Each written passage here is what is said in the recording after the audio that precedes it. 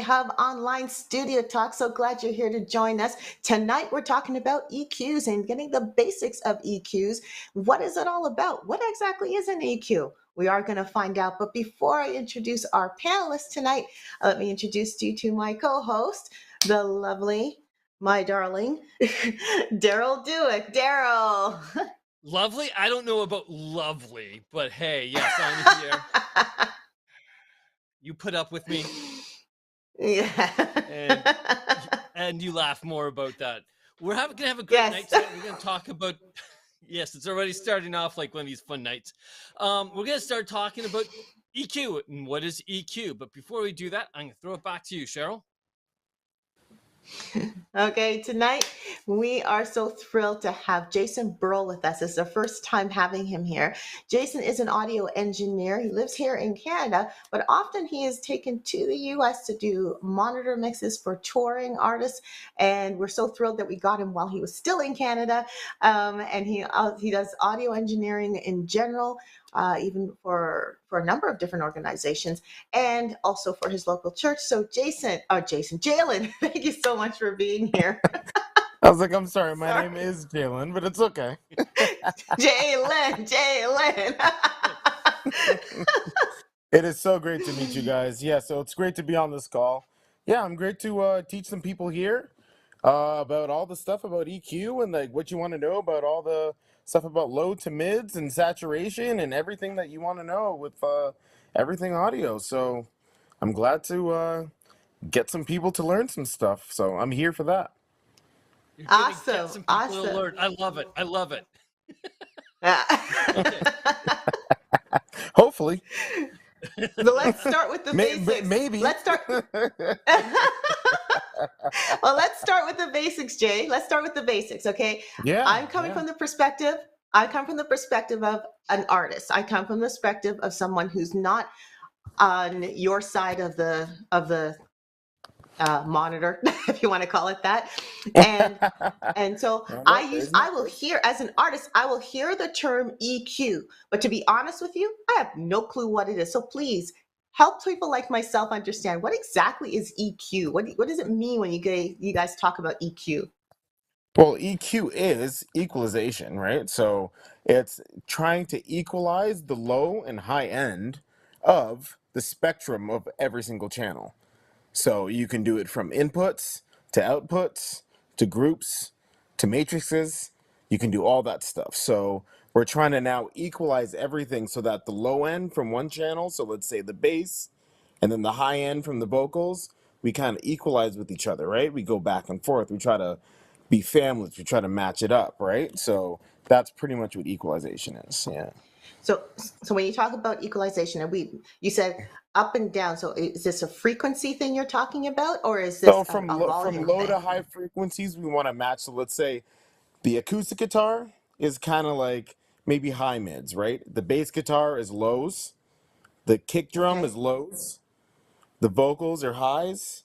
We want to make it so they can all kind of match together, right? We want to make them all match together. Okay, almost like getting harmonies within the frequencies. Exactly. Almost. Yeah. Okay. No, that sounds Okay. right. That sounds right. All right. I'll go with that. I can understand harmony. I get that. Harmonies within the frequencies. I like that. That sounds good. We're redefining this. Wow. Okay. Hey. Okay. And you've kind of said it. So everything's nice together.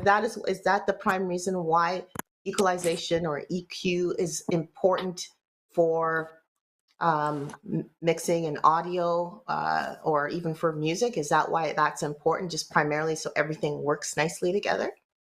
It's a good start, right? Like it's a good start for everything so you can get it so it doesn't sound very harsh. It doesn't sound very low. You don't want anything to sound too boomy with like too much boom boom. You don't want anything to sound too harsh so that it actually makes people like it's too harsh to the ear, right? So it's about the mix of like the low mids, and then there's even mid frequencies which people actually struggle with, which I know Daryl probably knows Wow. that. People struggle with mid frequencies. So it's like there's also that. So like you're trying to get that so that you can duck it in and mix it with like the left and right and with the highs and lows and stuff like that. So that's actually one of the hardest things to do. Yeah. Okay. Okay. Yeah. And Daryl, you can jump in any time or I'll just keep asking questions. Keep asking questions. I'm loving this. This I'm is sorry. really good. Why do I These need to ask spotlights questions are when? so bad right now. What's that? So you need to watch. You need to These watch some spotlights, previous the shows on spotlights. some simple lighting. Yeah. Okay. There we go. We're good here. All right. Let's go. Awesome. Awesome. Okay. So EQing, it's primarily involved in the mixing. Is it also involved in mastering songs or is this primarily in mixing? Would you like to answer that or you want me to? Oh, that's a you. Okay, good. So it does have to do with mastering. So mastering, which is funny, when you have to do with mastering, you have to do with matrices as well. And matrices are the only channel that you can actually send an output to an output. Everything is an input to an output to an input to an output.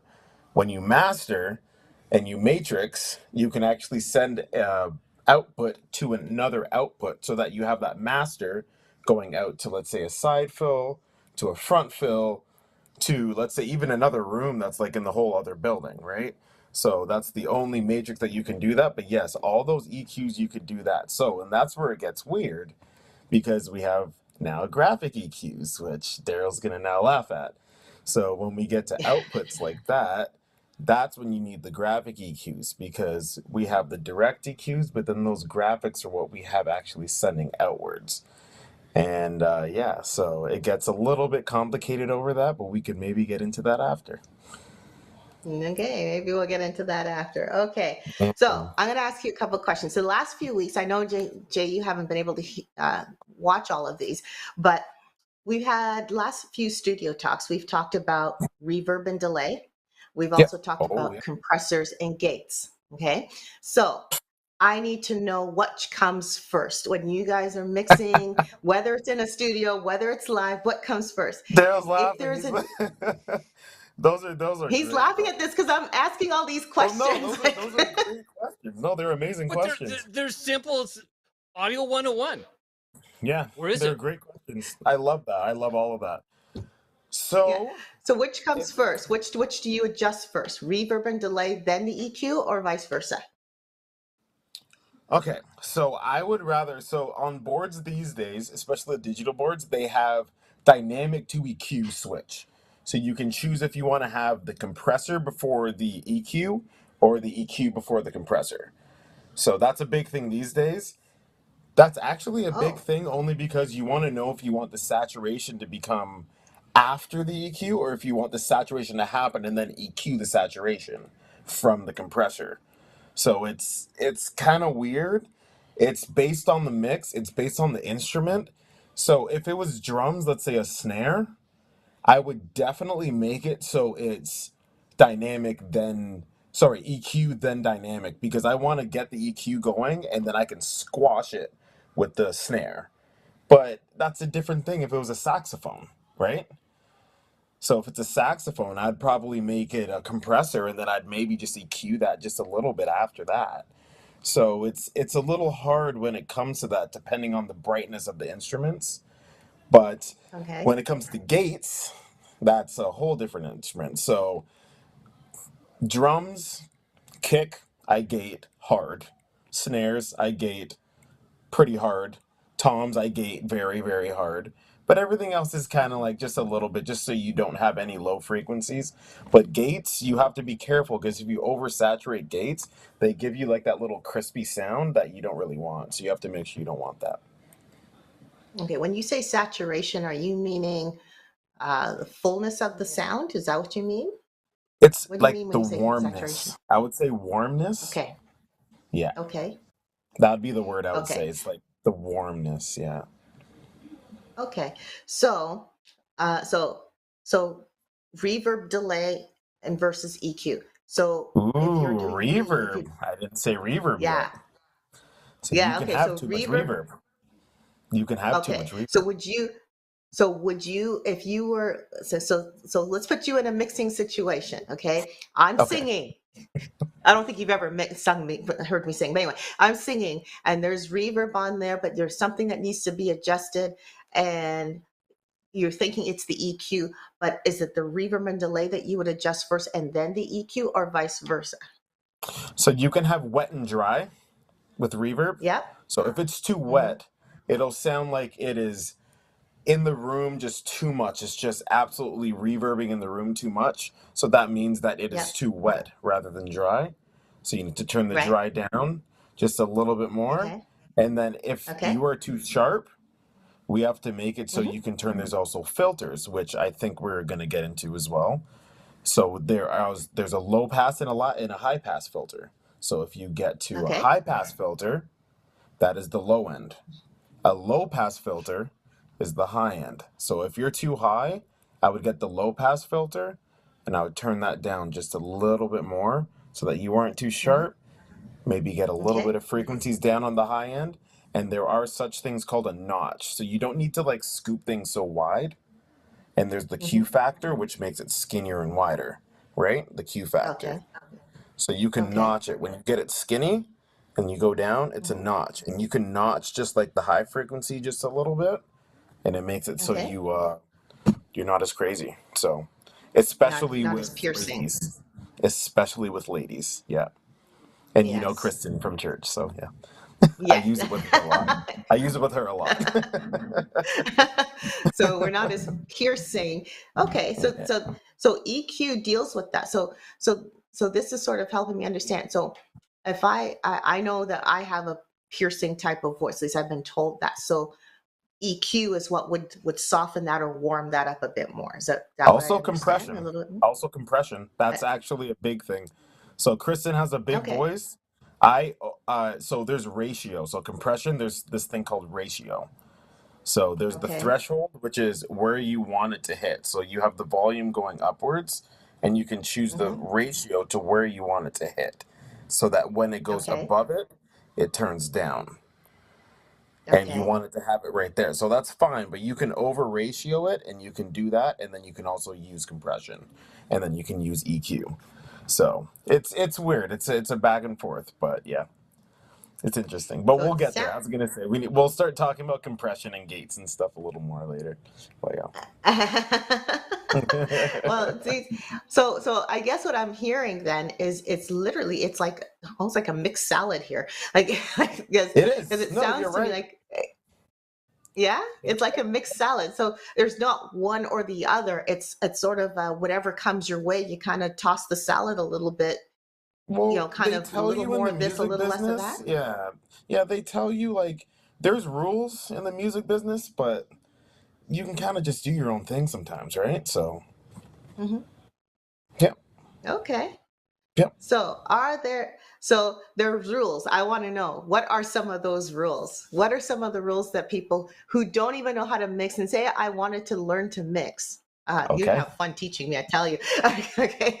But okay, if I wanted to learn to mix, what are some rules of thumb that I should keep in the back of my head especially when it relates to EQ?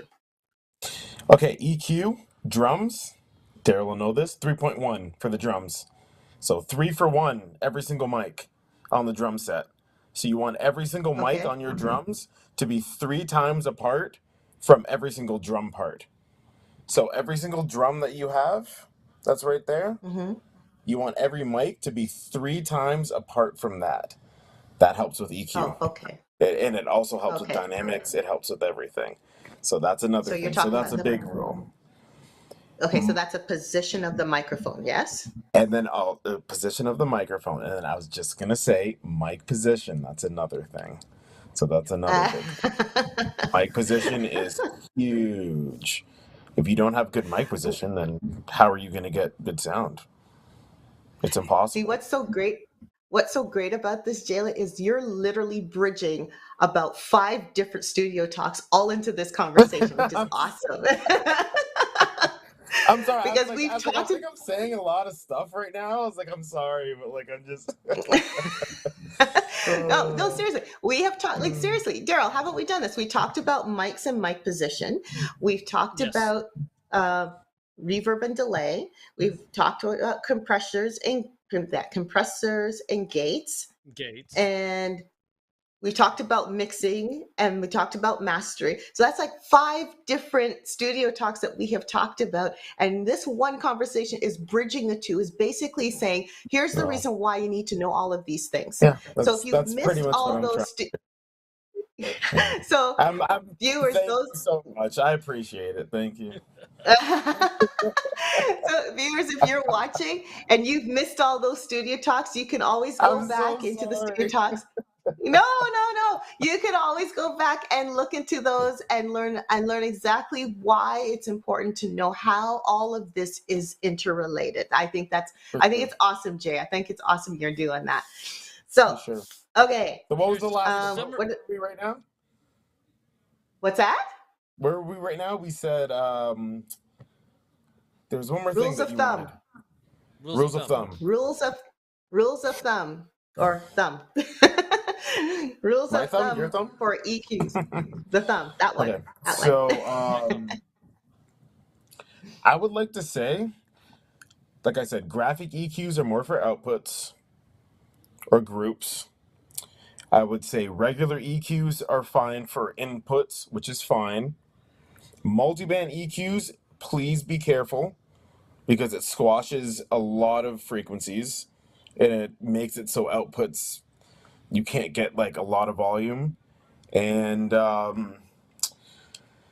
you can really have fun with some dynamic EQs. I use dynamic EQs with vocals, and I use it on mid-range vocals, and I make it so when they sing very loud, it makes the vocal mid-range turn down just a little bit, so that it makes it so it gets a little bit more mid-range and stuff like that. So I do that, but again, be careful. Be careful with compression. Don't do too much. Try to have the vocalists and all Okay. the instruments like do their stuff. It can get a little crazy. So don't over compress, don't over EQ. And that's honestly my biggest thing. Yeah. Okay. So Okay. let me ask this. What's the first thing you do when you have an instrument come in at you? What's the first thing you touch? And what do you do besides gain? Gain. So gain. Besides First, gain. I get besides gain. So I get the gain going. And then so let's say if it's like I said, saxophone. I'll start from there. Saxophone. First thing I do is I make sure that it's not too strong because I don't want to kill people's ears. So I go in, I make sure I turn maybe about like 4K because 4K is a good range. You're talking about timbre as well. And timbre, which is good, is because vocal range, their timbre is about 4K. So if you don't want it to interfere with the vocals, you turn down about 4 or 5K and you make it so the vocals are a little louder and make it so that saxophone is a little bit more in the mix. So it works that way, right? So I usually make sure like anything's strong, I turn it down if there's vocals. If it's not, like last weekend, I worked for a jazz band and there were no vocals. The saxophone was the vocals. So I turned up the 4K, right? So it was now the vocals and I was doing that. But if not, you turn that baby down. Make it so something else can you make pockets. You have to make little frequency pockets in there, right? If you Yep. get what I'm saying. I'm sorry if I seem yeah. So like a pocket, like you know what I mean? Like if the frequencies for the saxophone is really high, you turn that down on the four so that the four vocals can be high. And then if the bass is too loud, you turn that down a bit so that the kick drum can be a little louder. And like you know what I mean? Like you just make little pockets for everything so that they can all fit in and then flatten out. Okay. I think I'm slowly getting. I'm a I nerd. think I'm slowly getting this. I'm getting a crash course in EQing. Daryl's But you just know what? laughing 'cause he's like, and that's Jaylan. He's having more Okay, fun of so me trying to understand all this. this is great. Yes. Why do I like? I do this. No, this Let's is let the great. people I'm having a who are great wanting time. to understand and needing to understand. So, do you believe in high cuts and low cuts, and do you apply them liberally or not at all, or leave everything wide open? Filters What's a or high cut, low cuts? cut? Filters or cuts? Yes. Yes. Filters. Let's start off with cuts. Let's start off with cuts first. Okay, so cuts. I don't mind cuts, but like I said, I do notches. I'd rather notches rather than cuts. Filters, I like in big theaters, I usually do a lot of high pass, especially for vocals. It's like you don't need that. Like I don't need that boominess like in that big space. I do a lot of high pass filter, which is when, if everybody wants to understand, it's when you cut the low end out of your bands and you cut that down so that the high passes, right? So I do a lot of that in big stadiums and stuff. Low pass, not a lot of boards actually have that, which Daryl knows. So you can only do that on some boards. But if you can do that, yeah, like it's okay to do a little bit, but not too much. Like you want to get the presence of everything, right? So yeah. But then when it comes to the cuts, when it comes to highs and lows, the low cuts, low mids, I'll cut it sometimes really big, let's say for an acoustic maybe. But I don't like to cut it too much because I like to get that big feeling, but I like to notch it. I like to notch it for sure. And like I said, notching is when you do it in a very low Q factor. And a Q factor is when you make it skinny and big. That's a Q In factor. When other you words, adjust the frequency. you're being Yeah, very you. specific for chasing a certain frequency, not a group of frequencies. Yes, exactly. I don't want to go down and group it like go like this. Then it's like I'm just digging everything out. It's like, I'd rather just take the one and just take that and then get the other one here. Yeah, you're right. You're right. See, so the way you deal your salad is you don't mix it all up all the time. You like to make sure you have your tomatoes all set up and you want your cucumber set up so much and your lettuce cut up so much, and then you mix it all together, right? Hey, I see it. I like to cook. I'm a cook. I have my garden outside.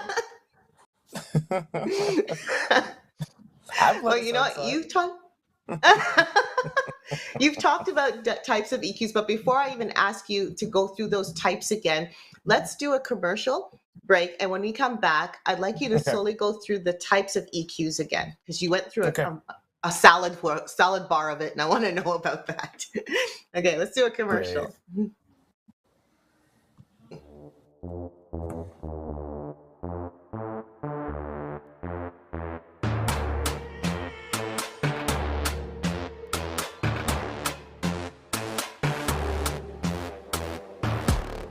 Cheers to the city.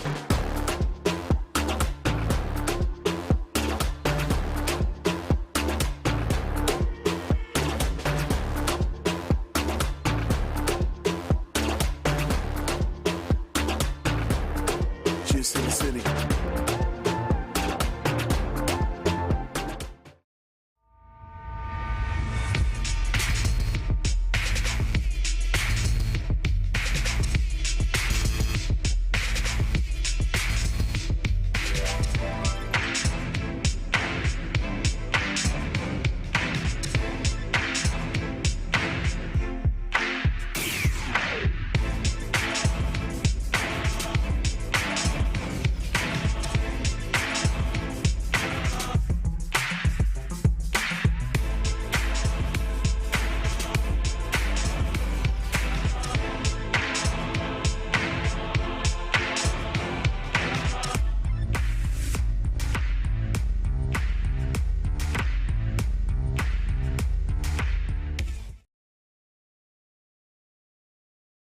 And we are back. So I hope you all took note of all those commercials.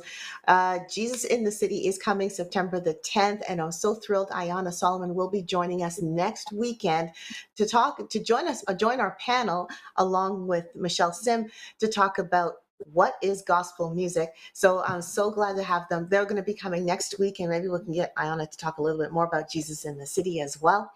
And you saw that next week as well is a hybrid event, which simply means you can come and join us in our studio. Actually, we're going to be on Cawthra Road, 3434 Cawthra Road, which is at Mississauga City Baptist Church, and they have opened their doors for us to be there. And you are welcome to join us and be part of our live studio audience. So we hope to see you there with us, so you can see Ayanna and see Michelle Sim in person and join the conversation. If you aren't able to come with us, physically, we are still going to be broadcasting online, so you can still tune in online with us next week.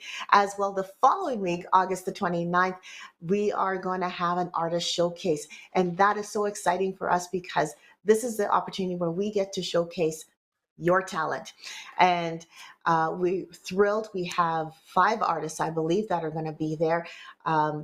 2 are going to be performing live at 3434 Cawthra Road, and we're going to be streaming the others from Saskatchewan, from the US, and from Guyana, believe it or not. So we are so thrilled that we're going to have this. So come and join us at 3434 Cawthra Road to next couple weekends, but next couple of Mondays, so you can be part of the panel discussion with Michelle Sim and Ayana Solomon, and be part of the artist showcase on August the 29th. And of course, with award-winning rappers Fresh IE and 180 coming October the 31st, you're not going to want to miss that.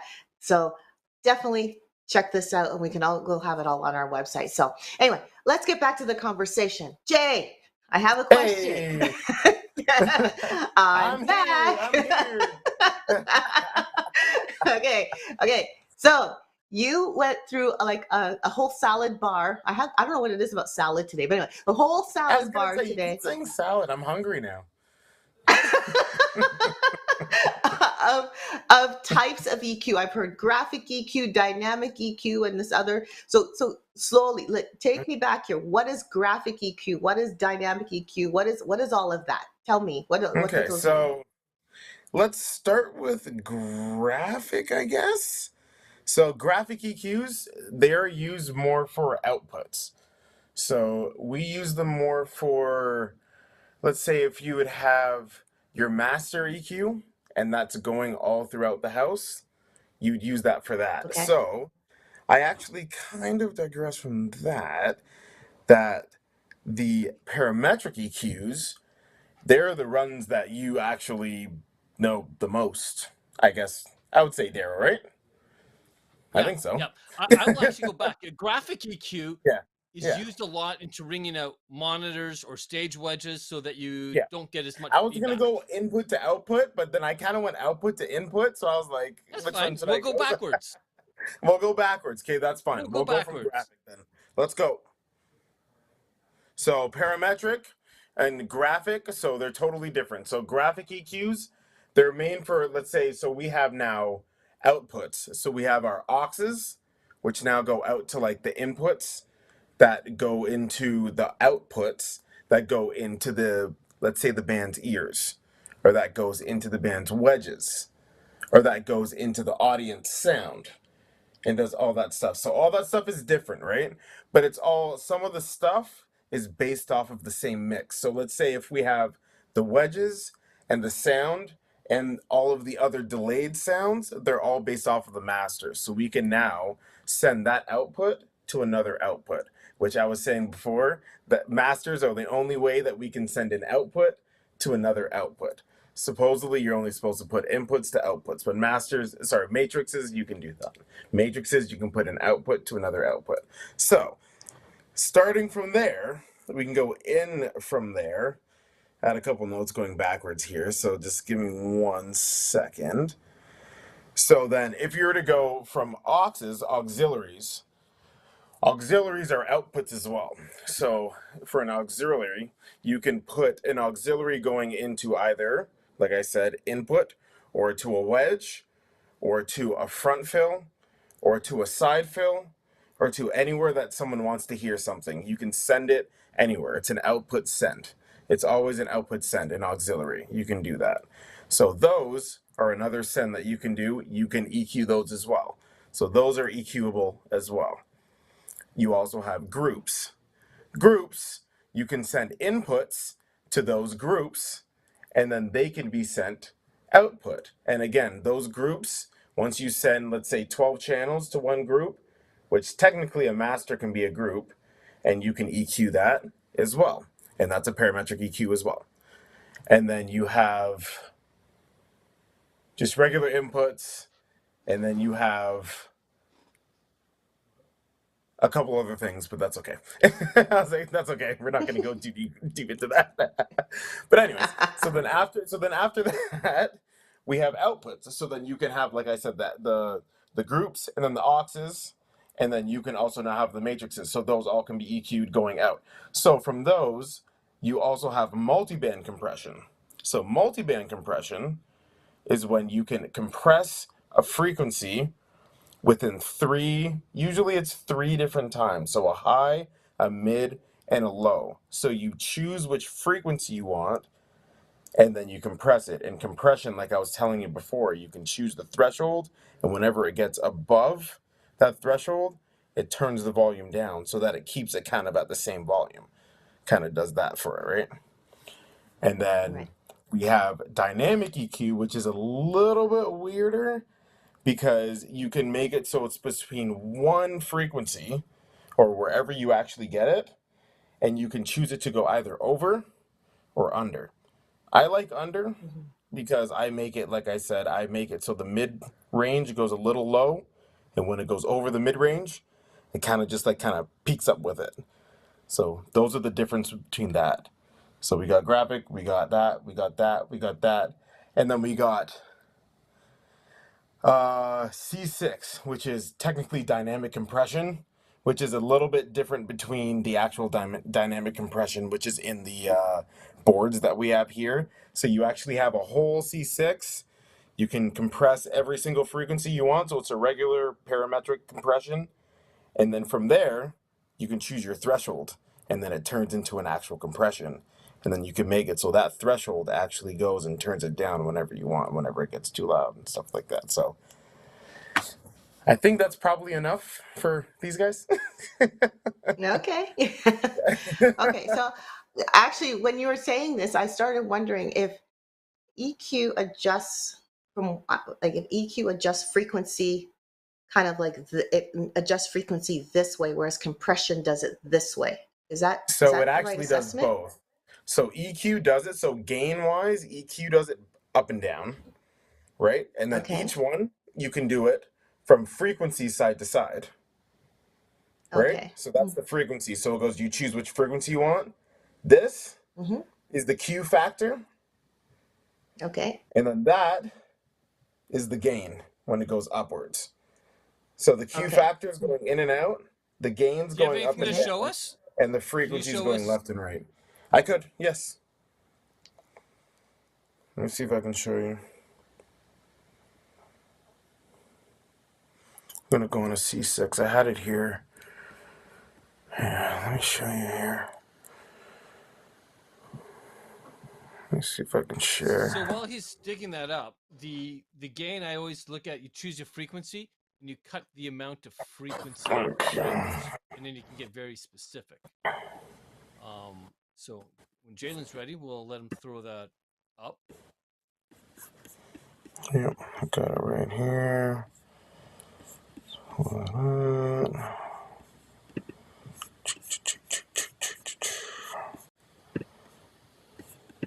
While you're doing that, I know our chat's probably pretty busy, so I'm gonna check that out.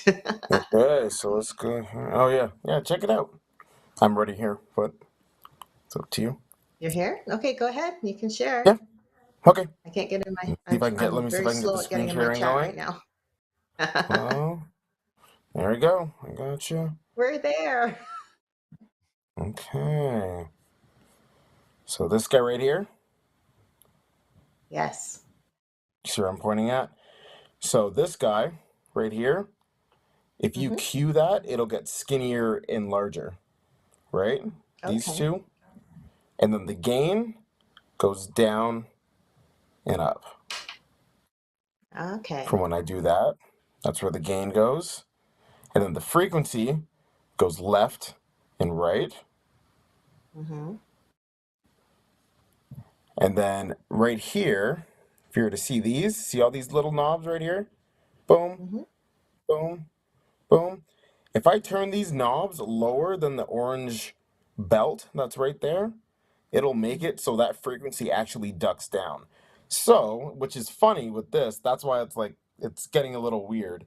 This is both EQ and a compressor at the same time.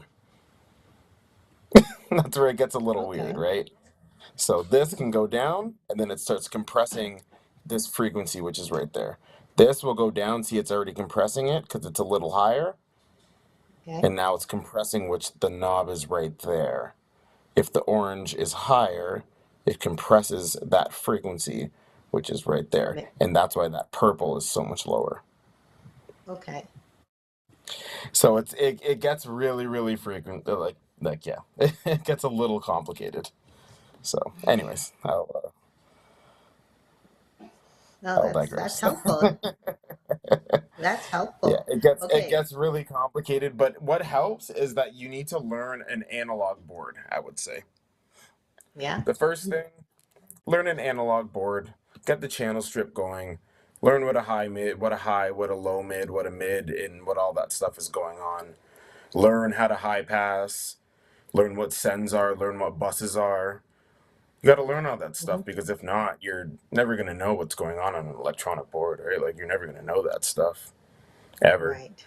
So, yeah, because on electronic boards, they're great, but the thing is, you have to know the fundamentals in order to know exactly what buttons to press to go to where you need to go. And I know Right. Daryl knows that best. Yeah. Best. I don't know about best. You're I'm good at my making guy, way buddy. through it.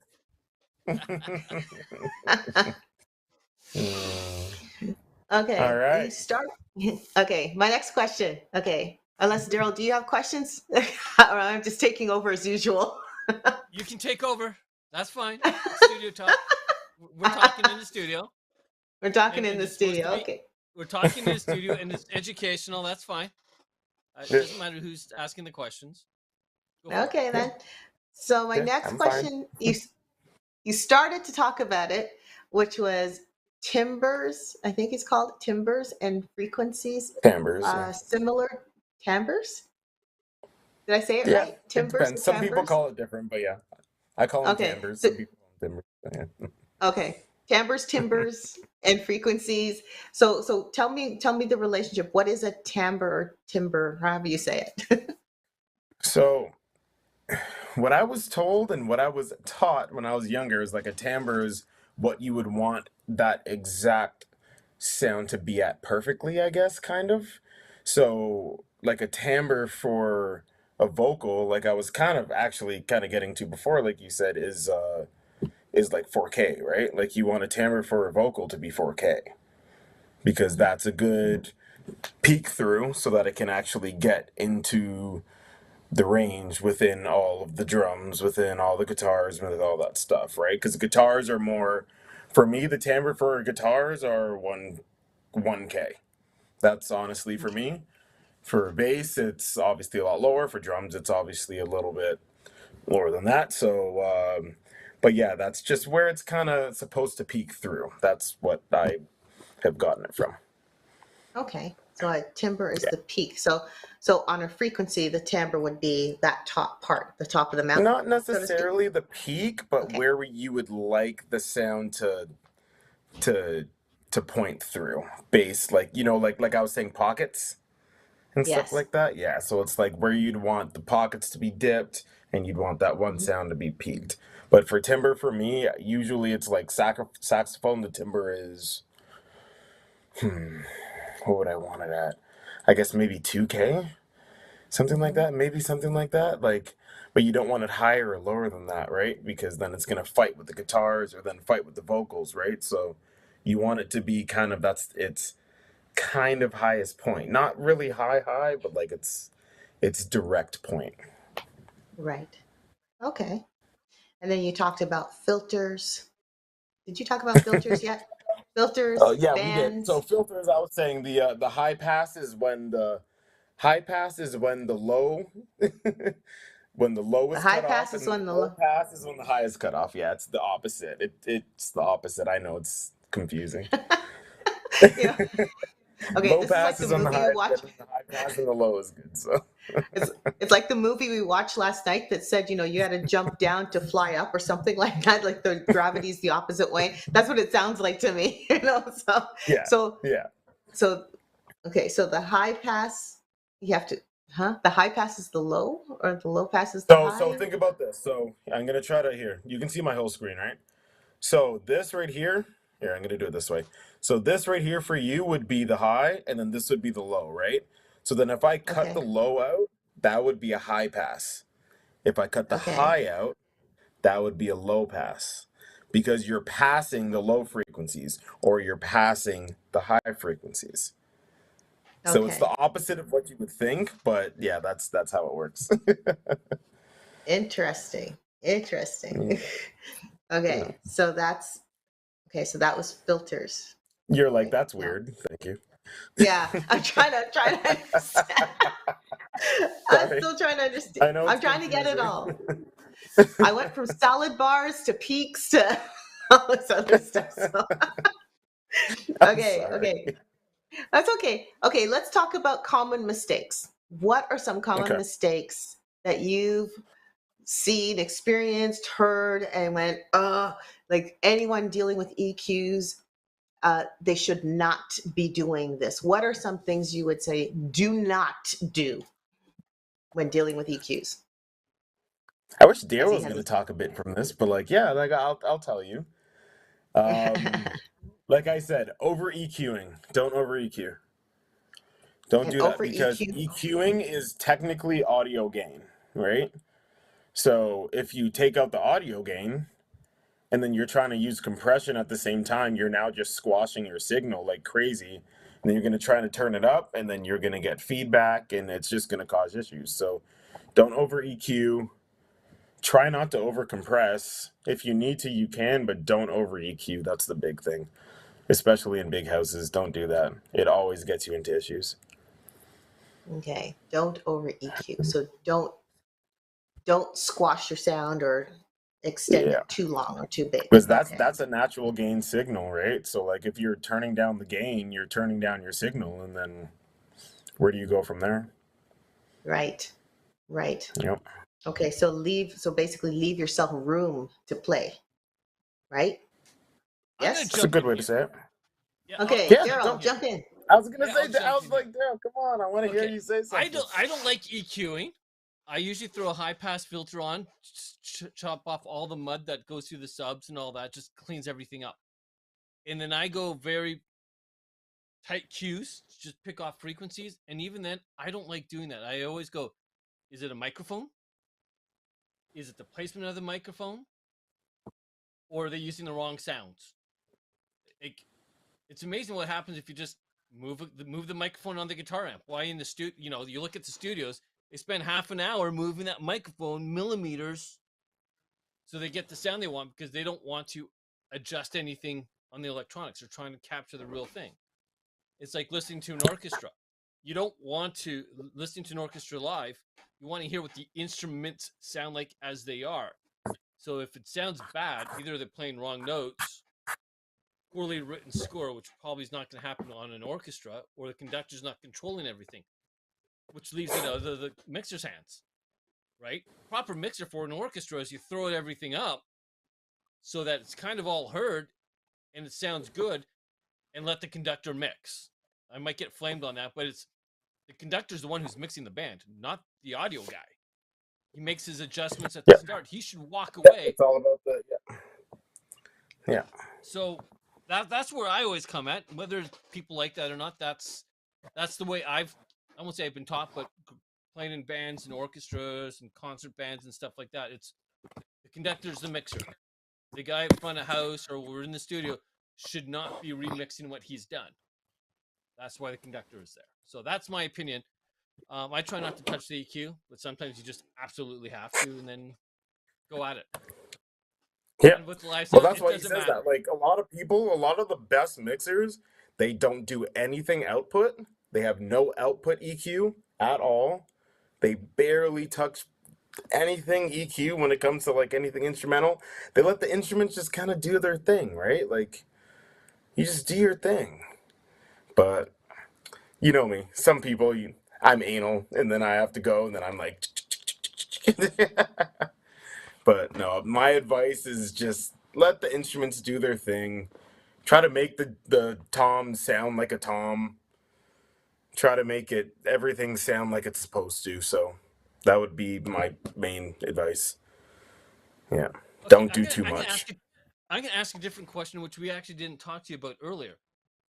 What about these special drum pack sounds for where you can go in? Like, there's organizations that make get the best sounding drums for your worship service, and you install it Uh, into your digital board, and you're gonna have what yeah. X, Y, and Z has. There's the dude. It's Get Good Drums. You heard about that? I have not, but I haven't gone looking for that. Yeah, but it's like a rock company. He's like a part of a rock band, but they have some good sounds. You can put them all onto your electronic drum sets and stuff like that, and then they even now have key sounds. They have frequency sounds. They have guitar sounds. They have guitar cabs. They have virtual guitar cabs like Soldanos and stuff like that now too. But I don't know if I really love it, but I'm not a guitarist, so. But what about okay? We'll pick on the drums because that's usually the first one. Can't get the good drum Because that's sounds, me, and they yeah. go and they buy that and they drop that in so that they sample or trigger that and stick that out through this through the sound systems, or for the Yep, live mix to the stream. yep. How much of that is EQ, or how much is that replacement? How much is that? And do It's you all believe in that? sample. It's all sample, dude. And do I you think it's believe in all that as sample, a maybe mixer? a bit of EQ, but I think it's all sample, in my opinion, from what it sounds Do you like. do you believe in that? Do you like that? Do you do that? No, no. I'd rather a live drum set, Right. but Okay. but and it's even like But where we work. Like I don't know if you guys know, we all go to the same church. Like even that, like the samples on the drums in the church and stuff. It's like I would love to like change that stuff too. I can only do so much, right, with the sample. So, Mm. but it's samples, man. And I know the guy. He was from shoot, I forget his band. I think it was a Guiji, that band. But anyways, he's a pretty good guy. Like he's a nice guy. Tried to make some money and stuff, but yeah, I'm not loving the whole sample scene right now. No. Yeah. hey, Cheryl, Okay. you got some other questions? um, just before we went live, you were talking about like other tips, and I was just trying to remember what they were. That's all. I know one of them was do not over EQ. Just do not. And then you had a few others. I don't know if you remember what you said earlier about some other tips related to EQing and what you would tell people who are trying to learn that. Okay. So there's different stuff. Big thing. I don't know if people know what waves are. I know Daryl does. But when you use waves, I'll actually explain because I don't think Cheryl knows. So waves, it's a software system. Back in the day, it used to waves. Yeah, Um, waves. it's a software. So back in the day, you used to go to Long and McQuaid and buy them for what, Dave? Like Daryl, like maybe $2,000 or something like that. Now you Yeah. can get them for maybe like 29 bucks and stuff like that. So you can go online and you can buy these things and they make it represent. So I don't know if people know what an SSL, it's a solid state logic board that you can get. So you can get one signal channel that's either a compressor or it's a gate and a compressor, or it's an EQ and a compressor. And you can get all that stuff for about $20-$30 and get it onto your mixer. So now when you're mixing for, let's say if you ever want to mix for Post Malone or whatever and stuff like that, you can make it so you have that $2 million channel that's going out now into your mix. So you can do that stuff. So don't overuse those things because the saturation in those, they're very good, but they're very strong. So I use C6, which is great, but the thing is, like I said, you just use it a little bit. And same as the SSL, what is it? SSL G bus, the G bus. That G bus also, man, like you can over compress that stuff so much where you actually can't even hear the actual presence of the person's voice. So like it gets really easy to overdo things. Just try to let the voice go through, make a natural compression, and then do that after. I'm a big compression then dynamic person rather than a dynamic to compression person, because I find the dynamic squashes it, then the compression kind of helps you fix your problems that you did. I'd rather not do that. I'd rather just EQ, just get the EQ that I want, and then squash it just that little bit just to make it that little bit to where I want, and then go from there. I'd rather do that. Don't over compress stuff either. Okay. Yep. Awesome. And then graphic EQs, like Dara was saying, it's just all outputs. Just all outputs, just making sure that's those final last little tweaks.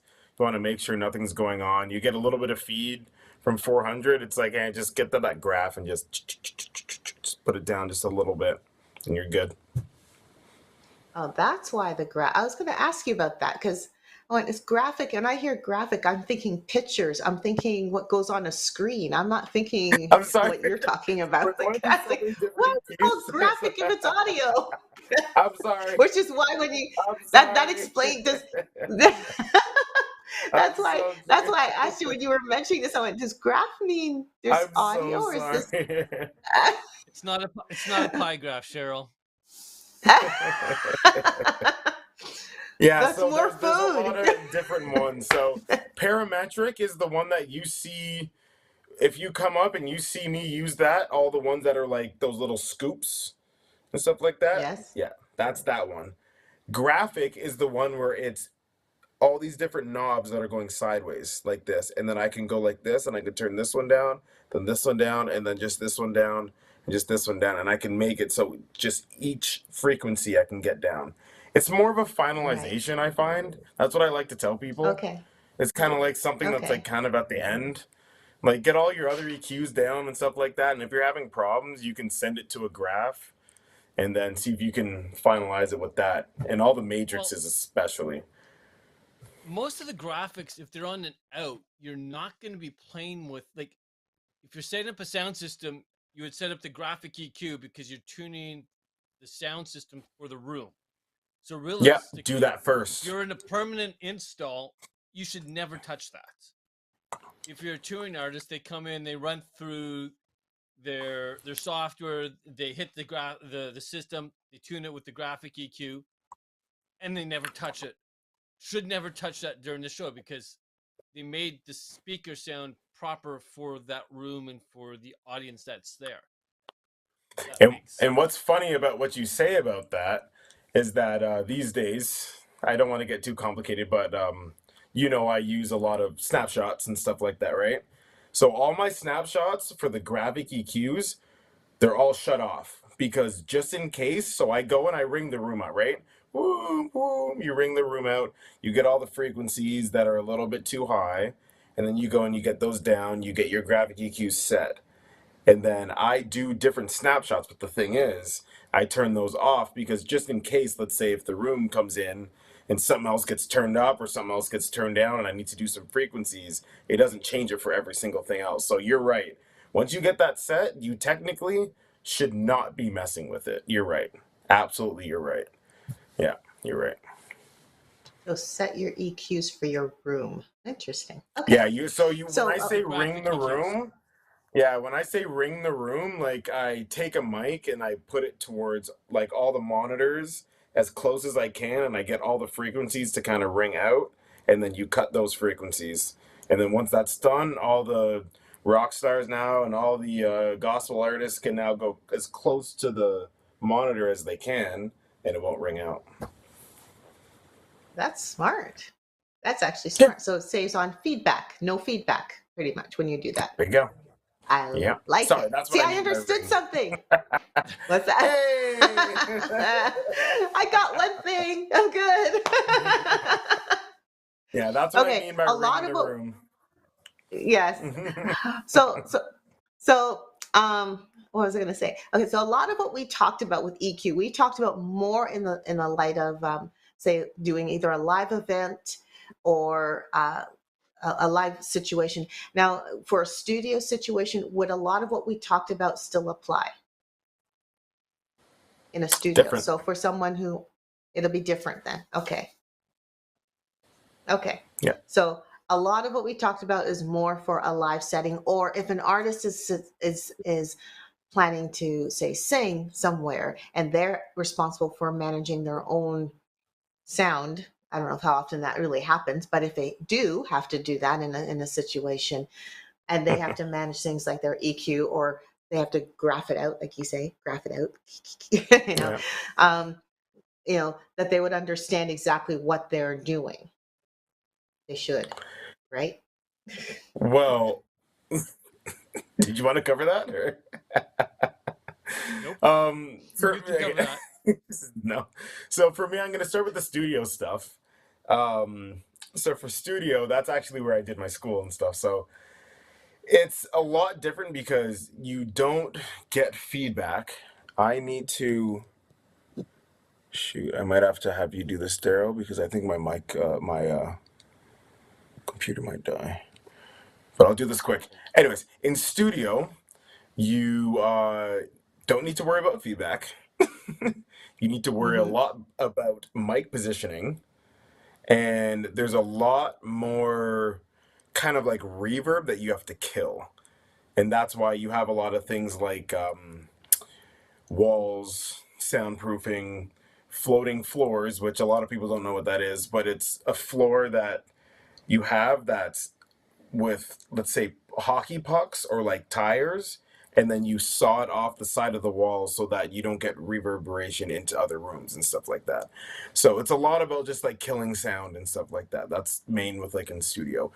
Can you guys talk for 1 sec? I need to get my charger, if that's okay. Sure, Okay. no problem. Thank you. Thank you. Well,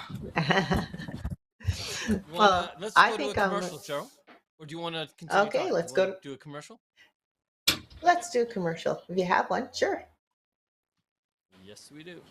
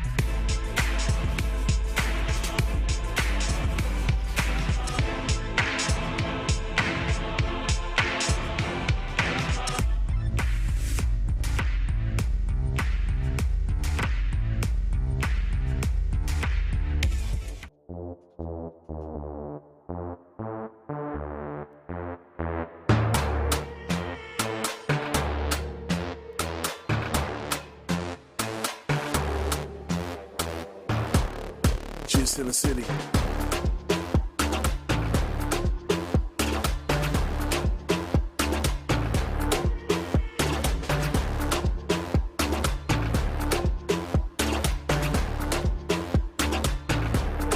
Just in the city.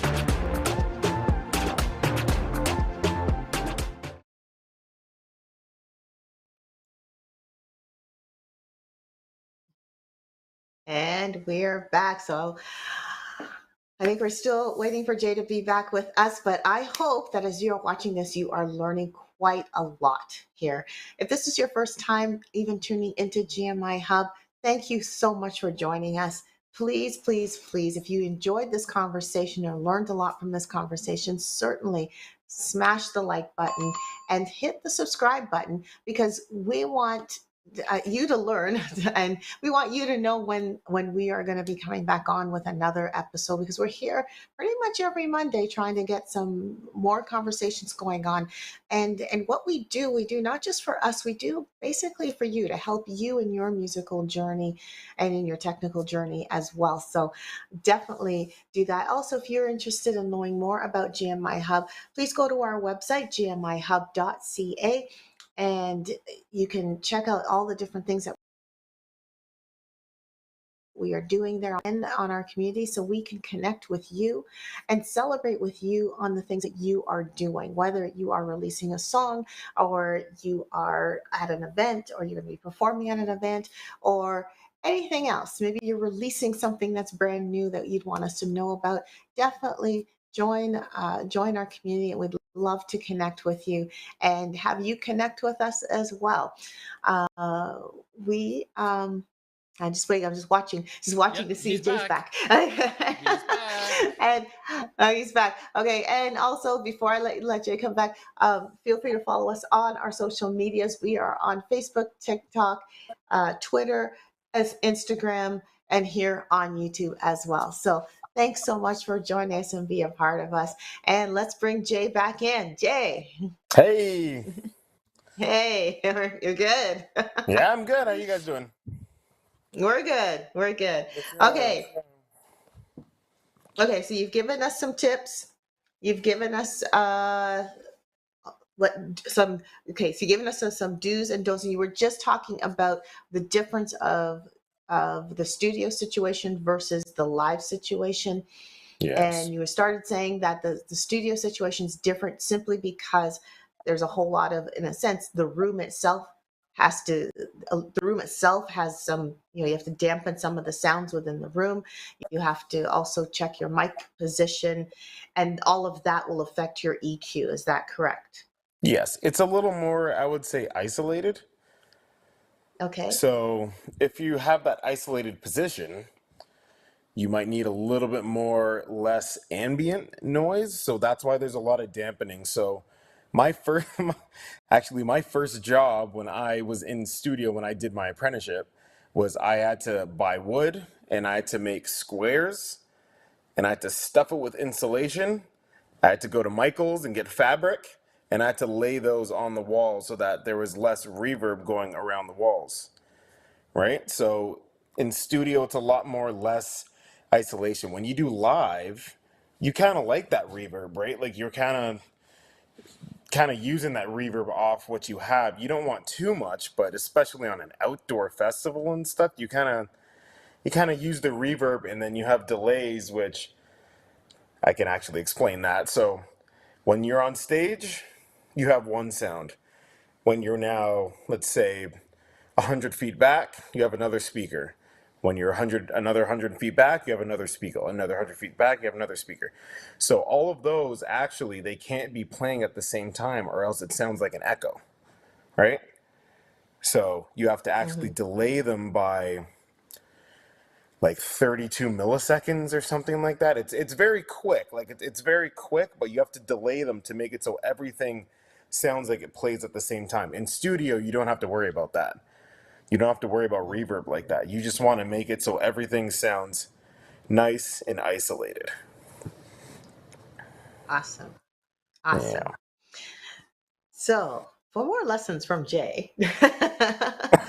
I'm sorry. Jay. I'm good. I feel so bad because I feel like I go so like I feel like I'm talking to Daryl, but it's like I'm going too deep into it. I'm sorry. No, That's no. You fine. know what? That's fine. You know what? Think of it this way.